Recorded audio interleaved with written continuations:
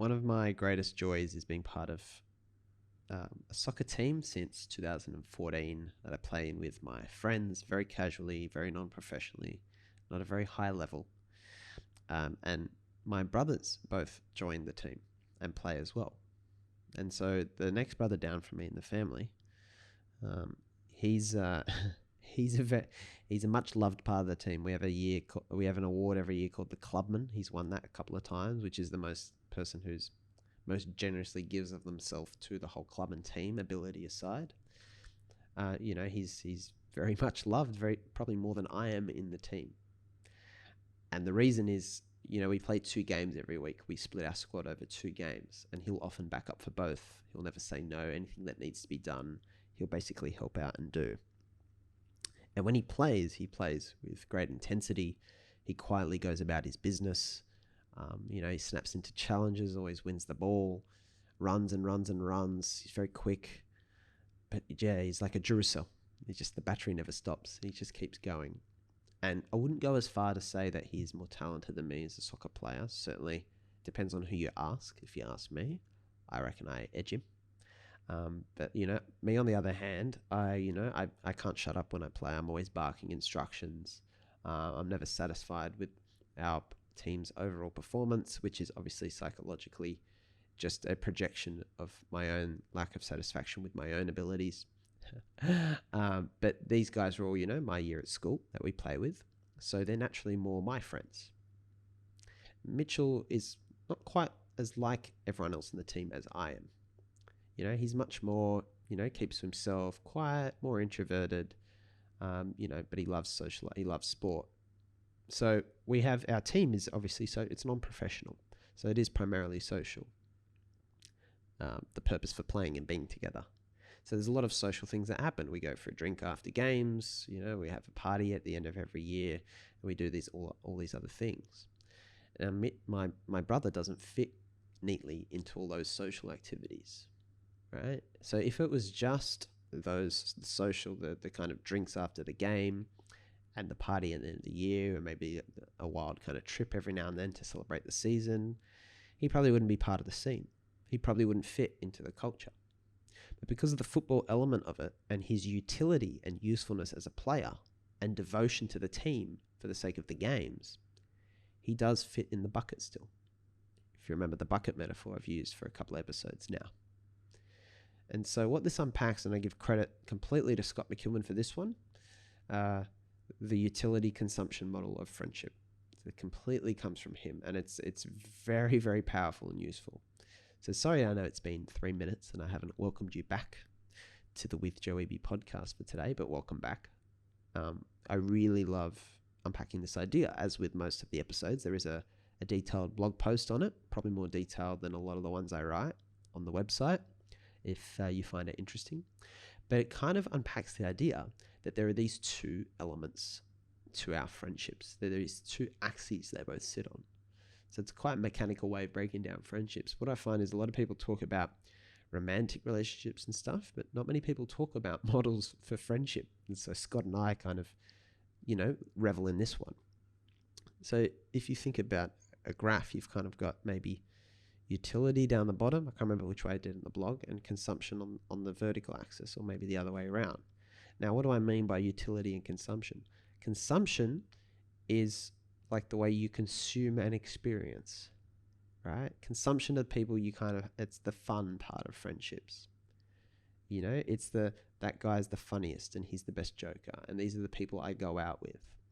And there's consumption in those friendships, right? So that's the social part of the soccer team, the consumption. The utility part is usefulness, is support, is contribution, right? This is the classic of, you might have a really arrogant dickhead team member in your team or in your workplace, but because they're so talented, they kind of get away with doing it because they make such a powerful contribution overall. Unfortunately, it's just kind of the way the world works, that does give them points. Whereas someone who wasn't as talented might do the same behavior and be forced out of the team, thanks to the bucket principle. So my brother is high in utility. He's not as much about the consumption, but he fits in because of the utility element. there's definitely other players who, don't offer much value on the field. And I think I kind of give them too much of a shellacking when we play. But again, it's a reflection of my own lack of satisfaction with my own abilities. But they're very high on consumption. They're really great guys. They're really nice. They're fun to be around. They make, other contributions socially. And so you can't really get rid of them. But then if you're low on utility and low on consumption, there's this kind of line you hit where, you're not good enough to even be in here, so get out. If someone wasn't talented and they're also an arsehole, they're certainly not making it in the team. But you can survive on more than one than the other.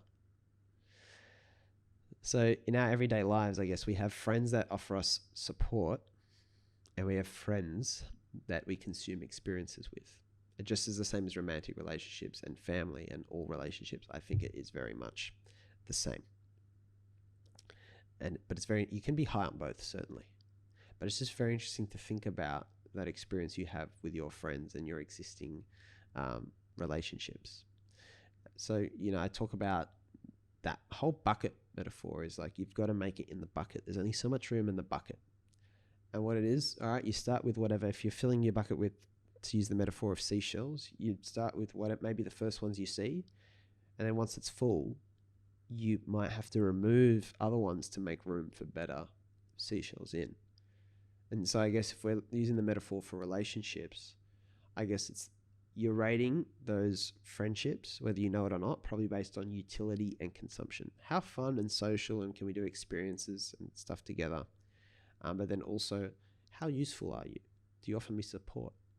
So if you think about the type of friend you are, if you're the type of friend that's just someone who's fun to be around and all that, maybe you can offer more utility. And that's a pathway to better friendships with those around you and opening more doors. It's very, very powerful and helpful to think that way. Because I'm going to spend a couple of episodes talking about the theme of friendship. I've only written the one blog on it, but I want to do a couple of episodes on it.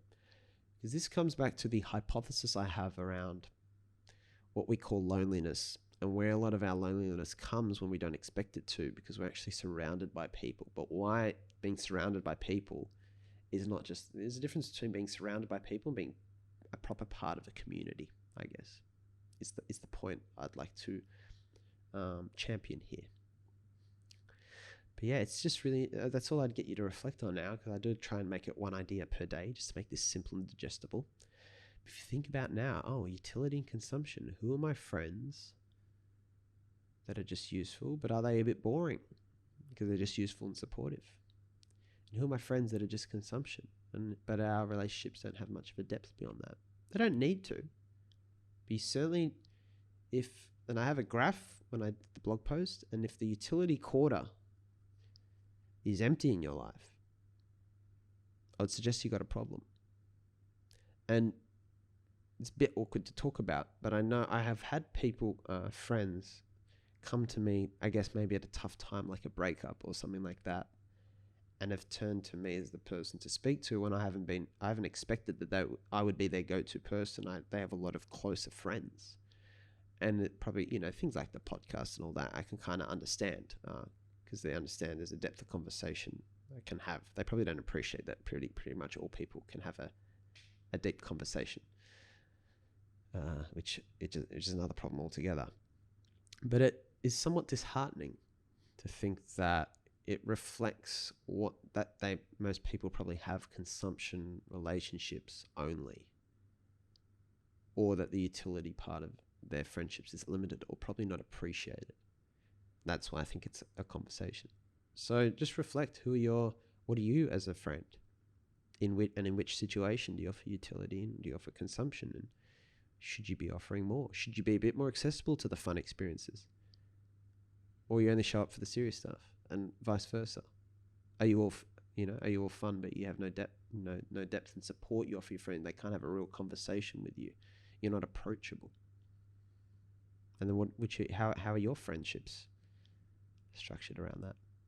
So just something to think about, but we'll keep talking about friendships in the next episodes if you're interested. Thanks for listening, guys. It's good to chat to you again today. Remember, the best way to open thousands of doors for you, concentrate on opening doors for others.